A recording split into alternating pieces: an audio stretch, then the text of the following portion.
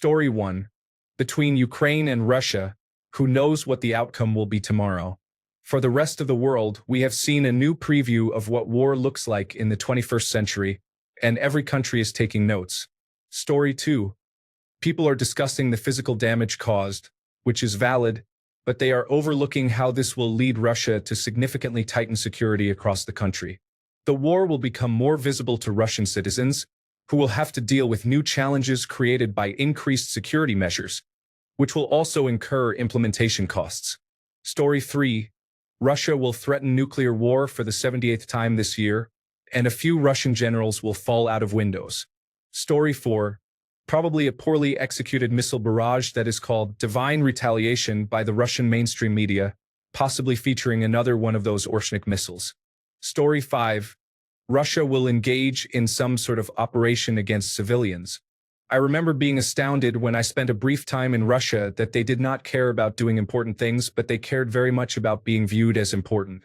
Story 6. Putin will become angry and escalate the situation. Expect heavy missile attacks on civilians and a significant false flag event. I also anticipate an increase in Russian propaganda and efforts to influence high-level American officials to change public perception. Putin is embarrassed, and an embarrassed narcissist is dangerous. Story 7. We will sleep better here in Finland, knowing that the Russian forces slowly piling on our borders will be slightly curbed for a while. Story 8. I am a peaceful civilian from Ukraine. After this situation, things will only get better because now Russia has half as many planes to launch missiles. Before, for example, 12 planes could take off at night, and a small portion of the missiles they launched could not be intercepted. With the number of planes they have left, they have almost no chance of causing damage. I also do not understand when people talk about a response. No one fights at half strength just to save something for retaliation. Story 9. They will capture a random person and make them confess on public television that they are Ukrainian terrorists and that they support Nazis. Then Russia will bomb a kindergarten or something. Story 10. Russia will have fewer resources for launching long-range strikes and will be forced to devote more resources to defending its airfields within its own borders. This is not the first, second, or third major move within Russian borders that Ukraine has undertaken, and Russia's inclination to keep fighting has not changed at all. Story 11. Very little will happen initially. Russia will remain quiet for some time as they assess the losses, trying to determine who is to blame and avoid punishments. Apart from a few strategic dismissals and bold statements by government officials, we will not see much action in the next few days. There will not be increased security measures in Russia, except in a few high-visibility locations. The Russians simply cannot raise their domestic security measures without harming the economy. Over time, Russia will be weaker than ever, since their capability to launch air attacks has suffered a serious blow. Story 12. The West will see that ultimately allowing Ukraine to strike deep into Russia was not only a great idea but rather overdue. Hopefully, this will encourage even more support to Ukraine and help provide the hard, devastating blows that Russia needs to feel finally. Story 13. The entire Russian intelligence community is in turmoil. Everyone appears to be busy figuring out how this happened. Many Russian military and intelligence personnel will be deployed to the Donbass front or fall from windows, and they will be replaced by unqualified loyalists. Someone high up will take the blame, be imprisoned, or fall from a window. The state media will downplay the event and suppress the story as much as possible. The full scope will never be known by the public. There was a 200 to 300 missile and drone barrage on Ukraine as retaliation, targeting mostly civilian areas and infrastructure. On the United States side, officials will likely complain that they were not kept informed, yet somehow claim this as their achievement and argue that it could never have happened under the Biden administration. Story 14. There are far fewer planes attempting the reckless maneuvers they use when they violate Alaskan airspace and are escorted out each time. Story 15. My question is, since they knew that executing this attack would make it far more difficult to do in the future, did they go ahead and get another 20 trailers into the country to wait and hit another target? Story 16. Paranoia will be present for some time. High-impact military targets such as hospitals, schools, and malls will be hit with retaliatory strikes. Some senior officials will have accidents involving window cleaning. Story 17. This should be an eye-opener to the world that drone warfare has completely changed the game. Patrolling airspace and having security gates and checkpoints is important. But the fact that all you need to do is get drones half a mile from a Navy port, Army base, or similar facility to cause Pearl Harbor-like damage is quite frightening. While Ukraine claims this attack, imagine a situation where drones take out a guided missile destroyer sitting safely in home port, or a military academy graduation ceremony where drones are hidden in a refreshments trunk a mile away, and no one takes responsibility. Much of force protection relies on proximity, but drones have changed the game. This is serious. In answer to the operator's question, every commanding officer is scheduling a meeting with their force protection and anti-terrorism officers, military police, and others to discuss hardening their defenses against similar attacks in the future. Story 18. If this war ever finishes, the world's military will be beating a path to Kyiv for the latest in drone warfare. The data Ukraine is gathering is real-world, real situation information, and immensely valuable. Story 19. Remember, the Russian Federation could end this conflict at any time by ceasing their invasion and withdrawing their military forces. Story 20. Trump will receive a briefing from Vladimir Putin on what to say next. Then Trump will come out with another strange statement to praise Putin and say that Volodymyr Zelensky had no right to do this. Story 21. Russia will carry out a significant retaliatory attack, for which Ukraine is hopefully well prepared. It was a major military success and an incredibly complex operation. Very impressive. I also assume that former President Donald Trump will claim credit for it and will blame President Volodymyr Zelensky for the retaliatory attack. Story 22. Russia will claim that their next round of previously planned war crimes, cancer ward bombings, and the destruction of hotels and churches are Ukraine's fault. Story 23. Russian supply lines, which are already strained, will be even more so due to the increased screening of trucks throughout the country, I imagine. Story 24. Depends on their current missile and drone stock. I would expect a good number of Shahid drones, maybe 1 or 2 ballistic missiles for show. Fewer air-launched missiles due to $2 billion worth of planes destroyed. Glory to Ukraine. Story 25. Russia does not have an operational airborne warning and control system aircraft now, it seems. Ukraine does. This would be significant for aviation missions currently. I believe this is an underrated topic. Story 26. If I were a diplomat for Ukraine at the upcoming peace talks, I would like there to be a strike on a culturally important building or infrastructure during the talks. This would be a clear message that more attacks are coming, and that the war is now being taken to the opposing side. Story 27. In response to the careful targeting of military and strategic targets, Russia will respond by indiscriminately bombing civilians, including hospitals, nurseries, and soup kitchens. Story 28. Russia continues its terrorist campaign against the citizens of Ukraine while Ukraine wages war against Russia. The world remains passive. Story 29. This war will continue to grind on, and many people will die who should not have. I have to hand it to the Ukrainians, though. Nobody thought when this conflict started that they would be able to hold on like they have. Russia only had one option at the beginning, and their bluff was called. Story 30. Ukraine's recent drone strike demonstrated how technology is changing warfare by striking deep into Russian territory and altering dynamics. It pushed both sides toward negotiations, but tensions and attacks have not yet decreased. The situation remains intense and is still unfolding, with significant impacts on the future of conflict and diplomacy. Story 31. Having studied military history, I can say these kinds of operations typically trigger a domino effect. Watch for changes in Western military aid packages and China's response.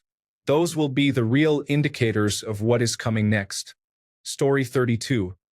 If Russia is smart, they will sue for peace, apologize, and make restitution for the damage they have done. They have backed Ukraine into a corner, and it will only get worse for Russia from here. Story 33. Nothing. Absolutely nothing. Russia may be hit for a while, but it is not going to stop the war. The war will drag on, and as of now, Russia is technically gaining territory. With Poland's new president, however, Ukraine may lose a valuable ally, as he is not very fond of Ukraine, unfortunately. Story 34. Russia will continue to bomb civilians every night and will be particularly severe on social media.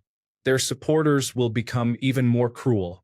Prepare to see more pro-Kremlin content online. Story 35. Brilliant move. However, it is not enough to significantly change the strategic picture unless they can do it again. Story 36. You have to admit, this was something worthy of the Israel Defense Forces. Trucks go thousands of kilometers deep into Russia, suddenly open up and launch drones. No one is expecting an attack that deep into Russia. I would not be surprised if the Israel Defense Forces or Mossad helped the Ukrainians plan this. The message is that no one or nothing is safe anywhere anymore. Nations other than Russia would do well to heed this. Story 37. The head of air defense in Russia committed suicide with a machine gun and had multiple bullet wounds to the head. Story 38. A few high-ranking Russian officials will fall out of a window. A few more will be dismissed, followed by mass drone bombings targeting Ukrainian civilians. Story 39. Putin will mutter about retaliation, nuclear threats, and a botched peace deal. The other side will repeat the botched peace deal and claim Ukraine acted wrongly. The next bombardment over Ukraine will be called retaliation, despite being exactly what Russia has done every night for months, possibly including another empty intercontinental ballistic missile test if they are able to launch it. This time, it will likely receive more media attention. In the end, it might reduce the number of cruise missiles used in different bombings, but apart from damaging Putin's pride, it will not significantly change the situation on a day-to-day basis. Story 40. The Russian war effort will be severely impacted due to every single truck in the Russian Federation being stopped and checked. Story 41. More will follow. This looks like part of a more complex operation. I really hope they move more equipment inside Russia that is on standby for now. I have some friends in the eastern part, and I can assure you that the population is getting scared. Putin is on thin ice. Let's see it, old man. Story 42. Russia will do the same as it did yesterday, the day before, and the day before that because they cannot do anything else. That is bombing civilians, as proven by the air raid sirens that started over the Ukrainian front afterwards. Story 43. Probably nothing that substantially changes the trajectory of the war, at least immediately. Vladimir Putin is already willing to endure very high costs to subjugate Ukraine. I doubt this will change the way he sees the conflict. Keep in mind, over 1 million Russians have become casualties in this war, an absolutely insane figure. What this will do is impose limitations on Russia in a few key areas. For one, it is foreseeable that Russian standoff attacks launched from a good distance with little immediate threat to the launch platform. An example of this is a plane releasing a missile to strike a target from dozens of miles away, will decrease given the sudden decrease in platforms to launch them from. It could also lead to a redistribution of air defense systems from the front line throughout Russia. There could also be more resources given to the protection of Russian strategic aviation, planes capable of delivering nuclear weapons, which means hardened shelters, netting, and other protections. This costs money and resources, so that is money and resources that are not going to pressing their offensive. All in all, it was an extremely successful operation, but these operations are rarely knockout blows and the enemy adapts. This does not mean Russia is about to lose the war or their bombardment of Ukrainian cities will cease. Even with limited platforms, Russia will find ways to increase strikes through other means. Countries adapt. Wars are not won with single operations like this, no matter how impressive. Instead, they are won with the bravery, ingenuity, and sacrifice of hundreds of thousands to millions of people who are willing to stop Russia's advance. This operation is a meaningful way of advancing that goal. Story 44. Russia will take a long look in the mirror and ask, "Are we the aggressors?" Then they will realize that their war against Ukraine was a mistake and order an end to their campaign. Putin will apologize for his errors, step down, and surrender to the International Court of Justice for trial. Free and fair elections will follow in Russia, and the new free and democratic government will decide to pay reparations to Ukraine and restore relations with the rest of the world. Then I will wake up from what had been a pleasant dream. Story 45. I have been following this since day one. From what I can tell, Russia is going to double down on attacks on civilian infrastructure. It is their go-to response when they are caught off guard. I saw the same thing happen last fall after Kharkiv. Story 46. The usual. Some people are crying that the apocalypse is coming, especially in the West and among others who cannot think beyond Russia is scary equals do not hurt Russia. They will say it is a dangerous escalation. The Kremlin will mostly keep quiet and ignore it as it is embarrassing, except for hitting Ukraine's civilians as hard as they can, which they would do anyway. Meanwhile, the Russians will improve internal security to prevent a repeat of this attack. Story 47. It's war, and Ukraine conducted a good military operation, not targeting civilians and damaging the Russian reputation more than its capacity to wage war. However, Russians are becoming increasingly stubborn and obsessed with victory. Right now, Vladimir Putin is probably one of the few people in the country with whom you could have a reasonable conversation. Nevertheless, he seems keen on continuing this war until he gets the land he wants. Even if he wins the war, Russia will remain a country close to collapse. And if he loses, his regime will collapse. I believe eventually China will force peace, and then who knows what will happen to Russia. Maybe they will actually transition to the 21st century. Story 48. Lost contact with my cousins in Kiev for 3 days after previous operations like this. The pattern is clear. Russia hits communication infrastructure hard after Ukrainian successes. Expecting the same this time. Story 49. This opens them up to a Chinese attack. Probably will not happen, but it puts Russia in a very precarious strategic position. Story 50. I fear it will be much worse than people want to believe. I would compare that massive, well-planned strike to Pearl Harbor, which caused approximately $7 billion in damage to Russia's premier air force. We all know that outcome too well. I hope history does not repeat itself here unless Vladimir Putin decides to retreat. Story 51. Russia is not going to have to dedicate more resources to internal security, which means fewer resources to deploy to Ukraine. There will likely be a number of colonels and low-level generals who will suddenly die under suspicious circumstances. Story 52. The Russians will move forward older aircraft. Phase 2 will launch in 2 or 3 weeks to take those out, likely using containers already prepositioned. It will not be as large or as successful, but the fact it happens twice will mean they are constantly panicked that a third will follow. Story 53. Ukraine will be heavily attacked, the war will continue, and Russia will continue its slow land advancement. Nothing different from what we have already seen. Story 54. Wow. Just wow. Normally, any Ukraine post would have Russian bots responding. Even they are embarrassed. Story 55. Ask Reddit about their personal experiences, places locally to eat, and little life hacks? Sure. Ask Reddit about geopolitical complexities when Reddit was persuaded by computer game footage that there was a ghost of Kiev, is bombarded by pro-Ukraine propaganda, and downvotes any kind of nuance or reporting that could support Russia. Hell no, what are you? Insane? This isn't about justifying Russia. What they are doing to Ukraine is immoral and appalling. But Reddit is very uninformed when it comes to understanding Russia at all. Prove it? Easily done. Look at most of the replies here. They mostly say, there will be a huge missile barrage, as always, but they'll claim it's revenge, because Russia can't do anything else and they've been massively weakened. Now think about what is passing for wisdom here.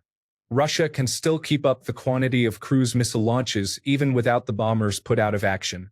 The literal argument made is that nothing will change, except simultaneously because people want to believe the propaganda. Russia has been dealt a death blow that will crush them. Some blind, angry person on here the other day was even arguing that this strike will cause the complete collapse of the Russian state. From a few airplane losses, Russia took terrible losses in the 2 Chechen wars too, especially in material, and 25 million losses in people in World War II, and still came out of it a superpower. Reddit doesn't understand even basic historical facts. But we don't need to count the actual hull losses. We don't need to get into the supply chain or the number of launch platforms. Not that Reddit knows much about any of that. We only need to point out that, for Reddit, they are literally making an argument that nothing will change, but simultaneously it is all over for Russia. Just as it was said when Ukraine received F-16 fighter jets, or missiles or Abrams tanks, or other advanced equipment. And Reddit has continued to be wrong for years now. Reddit shouldn't be wrong. Evil like Vladimir Putin in a moral world would not succeed. But we don't live in that world. Or the self-selecting, downvote-filtered Reddit world you want to imagine you live in. Russia continues to gain in Ukraine. Its economy is growing, not shrinking. There hasn't even been a general mobilization yet because that means Russia declaring a literal war, not a special military operation. And Russia can bear the losses it currently takes. Reddit does not know what it is talking about. So don't ask Reddit on things like this. Go and get an education if you still can in the United States, where you are losing the right to learn anything except that Make America Great Again is God. And what exactly are you doing to fight that, American Redditors? Posting about Russian troll farms while your own democracy collapses. So is Russia weak and strong enough to control your own behavior at home? Reddit is rubbish except for where to get good ice cream. And just for the "but if you're so smart" replies, my guess, and it is only a guess, is that nothing much will change for the Ukraine war because the use case of the Tupolev 295 is long-range patrol, and you don't really need that to fight a neighbor. But it does weaken the strength of Russia vis-a-vis distant peer fighting. Yet Donald Trump is wrecking the North Atlantic Treaty Organization and the West, so Putin will be upset, but not feel like he has a guaranteed weaker hand yet. We have to wait and see. And the war will go on because we in the West prefer to imagine we have already won than actually fight to ensure it. Story 56. Nothing. Russia should have surrendered last year.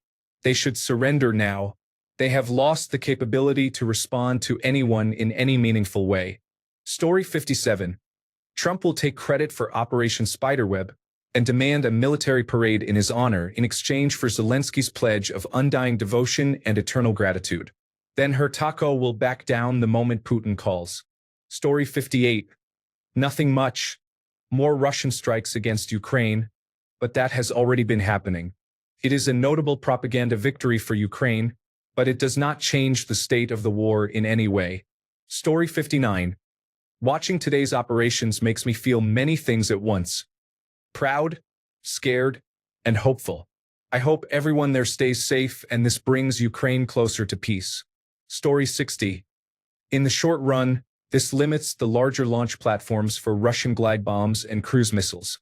It also forces Russia to decide between restoring their nuclear deterrent or committing more resources to the actual shooting war. It might also compel the Russians to be seen retaliating, which could involve a reckless waste of resources, such as slow-to-build missiles, that would be better used as part of a larger strategy. Additionally, Russia may need to allocate more assets to the defense of bases farther from the front. In the longer term, it probably does not mean much to the Russian military. Once the war is over, Russia is likely to spend a decade or two completely rebuilding its military hardware, including much of the nuclear force. This may be challenging as the world moves away from oil, but that is a problem for the future. Starting from a clean slate means less spent on maintaining old equipment and more funding available for supersonic stealth bombers and other necessary advancements. The risk of escalation exists. While I would not call it likely, if these assets are at risk of destruction, the Russians might decide it is better to use what they have. Story 61. I suspect it will not make a significant long-term difference to the war specifically. It has been a big hit to Russia's strategic air power, but that is not massive as far as this particular conflict goes. What could be significant is if something like this makes former President Trump think Ukraine is the underdog who cannot be beaten, someone with cards and worthy of support. But it could equally upset him and make him think they are not serious about a ceasefire. So who knows? Story 62. Russians are tightening their security. This is next-generation guerrilla warfare. If anything can be learned from history, it is that when you have a guerrilla war on your hands, the situation is very difficult. Story 63. I think they have been trying their hardest already. All that is left are the big guns, and that would possibly be the end of them too. Story 64. As per the news, they are most likely going to strike back. This was a huge security breach. Today is the second round of negotiations in Istanbul, so Ukraine will push their terms with this action. I am sure this round is just the start and they will not let this slip through. Story 65. Russians will panic anytime a truck appears near military bases. That is what will happen.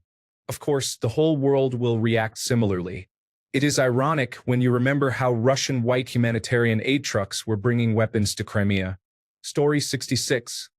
Putin will mention repeatedly that he has nuclear weapons. However, he will not use them because he is all talk and no action. He will covertly bomb civilian targets in Kiev like a coward. Story 67. The pro-Russian on the Russian payroll will declare this is done.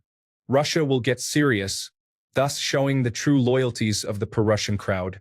Russia will keep doing what it is doing. It may buy more troops from North Korea and China and launch a winter war. Russia is really out of options to intensify the conventional war unless they strip all their defenses. If they did that, there is a greater than 0% chance China would liberate Russia's eastern half. So, things will continue as they have before. Story 68. Putin might need to consider moving on from World War I trench warfare tactics and avoid throwing millions of bodies at the enemy. Story 69. Putin will likely be considering non-nuclear ballistic missile strikes, though he may also be contemplating tactical nuclear weapons. Story 70. Putin will probably be considering non-nuclear ballistic missile strikes, though in his fantasies he is probably contemplating tactical nuclear weapons. Story 71. Was there a reason these specific types of planes and airbases were targeted? I heard about long-range bombers, and I am guessing they were used against Ukraine because the bases closer to the front were targeted successfully earlier. What is the advantage for Ukraine, and how does this hurt Russia in this war and beyond? Story 72. Since no one else around the world is taking action, it remains the same situation. The Russian forces have the ability to advance slowly but incur heavy losses. The Ukrainian forces are mostly able to defend and make ill-fated breakthroughs with significant losses. Fundamentally, nothing different has occurred to warrant a change in this situation. Story 73. Sadly, the most likely outcome is dead Ukrainian civilians from random bombing and missile attacks. Vladimir Putin will want to retaliate, and targeted careful operations take too much time, so they will just launch some strikes at Kiev and other cities. Story 74. I think many people are making incorrect assumptions about this. We will not see every random criminal, terrorist, or state actor repeating this. This was much harder than people seem to understand. The Ukrainians controlled this using hacked access to Russian cellular networks. Then they smuggled the material into Russia and built the units. They exfiltrated prior to launching. This process took over 18 months to complete. Keeping something like this secret for that long is extraordinarily difficult. The Ukrainians are very skilled at unmanned aerial vehicles and covert network access. Exceptionally skilled. The Ukrainians have unique insight into the Russian military because 25 years ago they were part of the Russian military. It is like they are fighting an older relative who never went to college. Replicating this will be very difficult. Story 75. Several Russian security leaders and generals will probably fall out of windows. Vladimir Putin will then strike civilian targets in revenge aimed at punishing the people. Story 76. Russia will stop and inspect every truck for a time, creating long lines at inspection points and delaying shipment of many items. There have been reports for the past year or longer of many consumer items that are in short supply, causing prices to increase. Russian citizens will be more affected by Russia's response than by Ukraine's actions against the aircraft. Eventually, when Russia finds nothing from Ukraine in the trucks, they will stop inspecting so closely. Ukraine likely understood this timing method of sneaking in drones and may already have another method they are developing. Story 77. Supporters of Russia will flood social media with posts claiming that this is a disturbing escalation and that Volodymyr Zelensky needs to be stopped before Russia becomes more serious. Story 78. I believe Vladimir Putin will use it to stoke the flames of war and as propaganda about Ukrainian terrorism.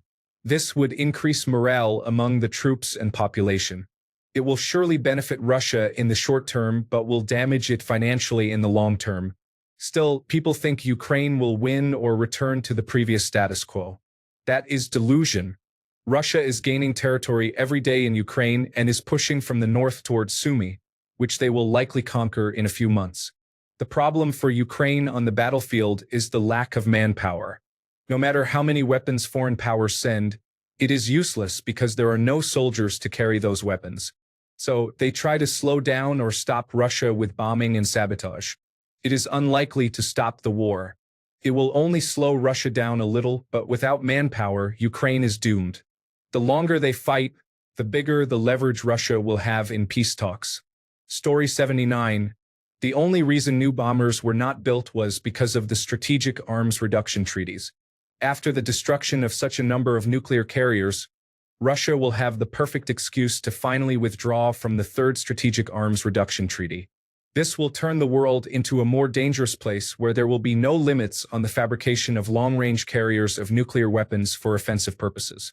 Naturally, Russia will most likely also change its doctrine to use nuclear weapons, which is also a negative development. Story 80. Zero effect on the war. Anyone who says otherwise thinks this war is called duty and ace combat, where such acts will change outcomes. This war will be won by the nation that manages to deploy as much manpower as possible to the front line at a constant rate to overcome the number of shells and drones flying over troops' heads. The Ukraine strikes are a morale-boosting victory with zero importance to the war due to no air superiority, because of the extensive network of surface-to-air missiles on both sides. Troops' morale drops as soon as the next shell or drone explodes nearby. Both sides are unable to provide troops with the air support needed to change who is defending or attacking. Any ground-based equipment brought forward is destroyed by drones, so forget any equipment advantage. Both sides lack enough troops to overcome losses caused by drone strikes and must wait for sufficient manpower to make a difference. Story 81. Drone operators will establish a leaderboard, with points assigned for each outbound trip. Returning truck drivers will aim to avoid points. Thanks a bunch for sticking around till the end of the video. Remember to subscribe, and until next time, stay awesome and goodbye.